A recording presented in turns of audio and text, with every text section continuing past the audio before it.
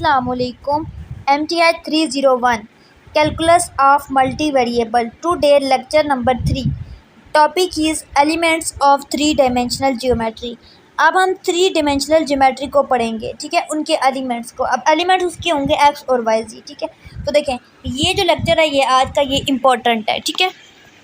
इसमें से पेपर आएगा, आ सकता है, ठीक है, एमसीक्यूज आ सकते हैं, लॉन्ग शॉर्ट आ सकता है, ठीक है, इसको स्किप नहीं करना। देखें, distance formula in three dimension के अंदर डिस्टेंस कैसे निकालते हैं। तो देखिए, डिस्टेंस में आप क्या करते हो, स्क्वायर रूट के अंदर आप लिखते हो, ठीक है, जो पॉइंट होते हैं एक्स वाले पॉइंट का डिफरेंस, ठीक है, अगर वाई है तो वाई वाले का, जी है तो जी वाले का, ठीक है। तो देखें, कह रहे हैं कि अगर आपके पास एक पॉइंट है पी और एक है क्यू, उसके अंदर देखिए तीन एलिमेंट हैं, एक्स वाई जी, ठीक है।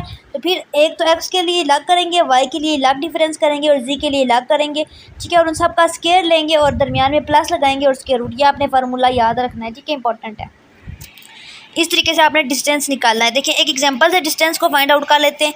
देखिए, यहाँ पे आपके पास दो पॉइंट हैं और दोनों जो है ना 3 है, ठीक है, यानी कि एक्स वाई जी 3 इसकी डायमेंशन है। देखिए, 3 एलिमेंट है, तो कैसे सॉल्व आउट करेंगे। देखिए, सबसे पहले हम किसका डिस्टेंस निकाल रहे हैं, ठीक है। देखिए, ए से बी का निकाल रहे हैं, यानी कि ए और बी का निकाल रहे हैं, ठीक है। तो देखें, इसको कैसे निकालेंगे। सबसे पहले एक्स वाले एलिमेंट x2 लिखते हैं पहले, ठीक है, दूसरे वाला एलिमेंट पहले लिखते हैं। तो दूसरा b है, तो b का एलिमेंट 6 है, तो यहाँ इसका 3 है, तो 6 - 3 होगा, ठीक है, ये 6 - 3 का स्क्वायर।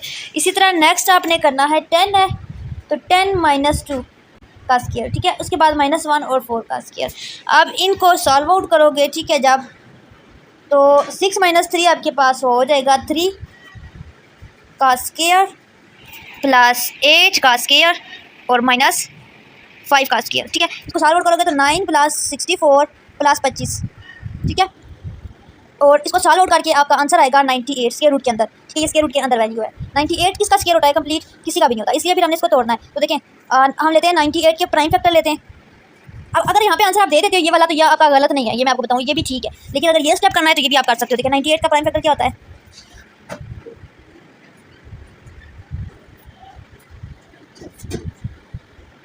यहाँ पे जाएगा 7 7 49 और 7 1 7। अब देखिए, 7 2 दफ़ा है और 2 एक दफ़ा है, ठीक है, तो ये स्क्वायर रूट के अंदर होगा, ये चीज़ कैंसिल हो जाएगी, 7 बाहर आ जाएगा और स्क्वायर रूट के अंदर 2 आ जाएगा, ठीक है। इस तरीके से इन्होंने किया, ठीक है। फिर AC का निकाला है, BC का distance same as it is. Next है मिड पॉइंट ऑफ 2 पॉइंट्स, ठीक है, ये भी इंपॉर्टेंट है।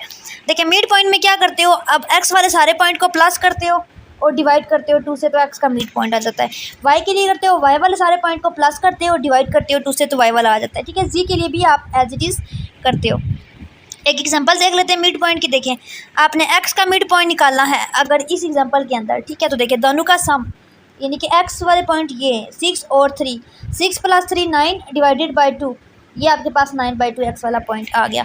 अब वाई वाला पॉइंट निकाला तो देखें 2 + 10 12/2, 12/2 आपके पास कैंसिल होके हो जाएगा 6, ठीक है। इसी तरह थर्ड वन को फाइंड आउट करना है। नेक्स्ट है डायरेक्शन एंगल। देखिए, एंगल्स जो होते हैं ना, ठीक है, डायरेक्शन एंगल्स जो होते हैं अल्फा बीटा गेमा होंगे, क्योंकि एक्स वाई जी 3 से यूज़ हो रही हैं, तो 3 एंगल होंगे, ठीक है। तो देखिए, ये जो पहला वाला है इसको कहते हैं अल्फ़ा। कह रहे हैं कि जो अल्फ़ा है ना वो पॉजिटिव एक्स एक्सिस पे लाई करता है, यानी कि ये line the positive x axis, ठीक है, बिटवीन द पॉजिटिव एक्सिस, तो यहाँ पे ये आता है अल्फ़ा, ये देखिए ये, ठीक है। उसके बाद है बीटा कहाँ पे है, पॉजिटिव वाई एक्सिस, यानी कि यहाँ पे बन रहा है, ये देखें यहाँ पे, और गेमा यहाँ पे बन रहा है, ये आपको फिगर में नज़र आ रहा होगा, ठीक है। ये आपसे एमसीक्यू में पूछ सकते हैं अल्फ़ा कहाँ पे होता है, बीटा कहाँ पे, ठीक है। डायरेक्शन रेशियो, जिसकी डेफिनेशन आपने याद करनी है। अच्छा, आगे ना पॉइंट फाइंड डायरेक्शन, ठीक है। अच्छा, डायरेक्शन कोसाइन की डेफिनेशन और डायरेक्शन कोसाइन का फार्मूला याद कर लेना। देखें, if we take the cosine direction angles of a line, then we get the direction cosine of the line. So the direction cosine of the above line are, देखें, cos alpha होगा,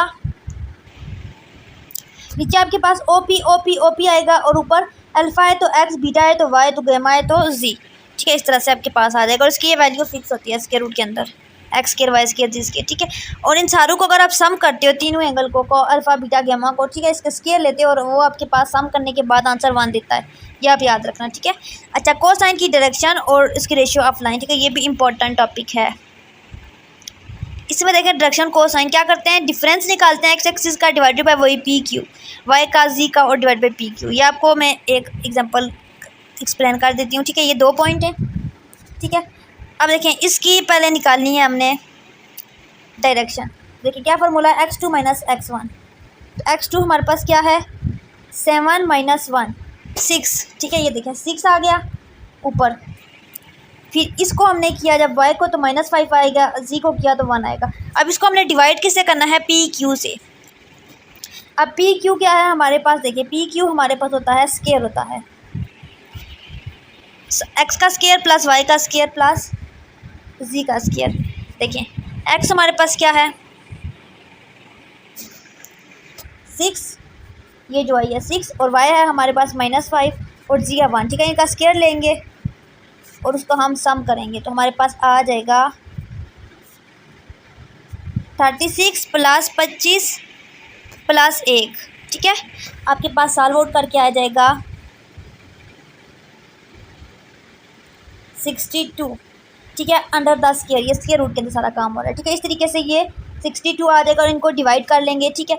इस फार्मूले के according हमारे पास solve out करके direction आ जाएंगी तीनों की, ठीक है। उसके बाद इंटरसेक्शन ऑफ टू सर्फेस, ठीक है। टू सर्फेस इंटरसेक्ट कर रहे हैं, यानी कि दो अलग चीज़ें एक दूसरे के साथ मिल रही हैं। देखिए ये अलग शेप है, ये अलग शेप है, ठीक है। तो ये इस टाइप के क्वेश्चन आगे आप करोगे। इसके लिए कुछ रीजंस है, ये आपने पढ़ लेनी है। Intersection of cone and sphere, ठीक है, इस तरह से होगी कुछ। अच्छा, टू प्लेन की इंटरसेक्शन इस तरह से होती है, ये आपको फिगर नज़र आ रही होगी, ठीक है। अच्छा, ये है रीजन और डिस्क्रिप्शन और इक्वेशंस। देखें एक्स वाई प्लेन है,